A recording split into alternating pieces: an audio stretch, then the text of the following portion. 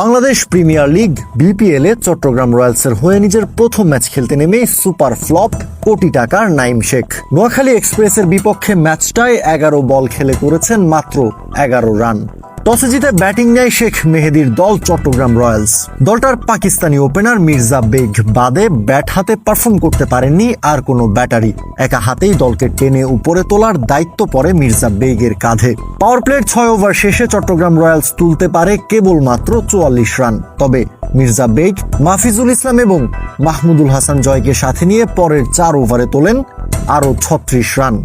আর এরই মধ্য দিয়ে 10 ওভার শেষে দলটার সংগ্রহ দাঁড়ায় 80 রান। কিন্তু এরপর আশা জাগানো মাহমুদুল হাসান জয়ও ফিরে গেছেন মাত্র 17 রান করে। 12 বলে 1-4 এই 17 রান করেছেন জয়। জয় আউট হয়ে প্যাভিলিয়নে ফিরে গেলে মাঠে আসেন চট্টগ্রাম রয়্যালসের ক্যাপ্টেন শেখ মেহেদী।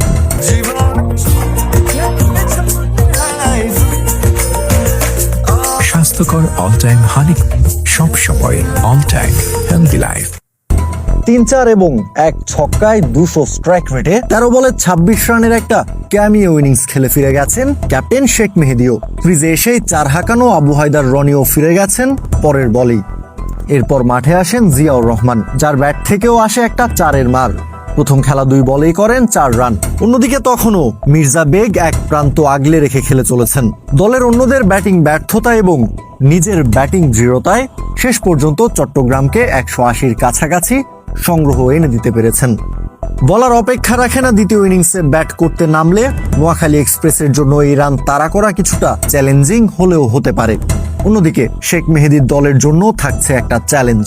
নিঃসন্দেহে সেটা ডিউ ফ্যাক্টর।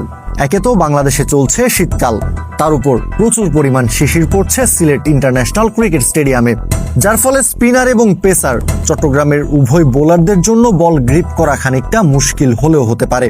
একই সাথে আউটফিল্ড ভেজা থাকায় ফিল্ডারদেরও বেগ পেতে হবে মাঠে।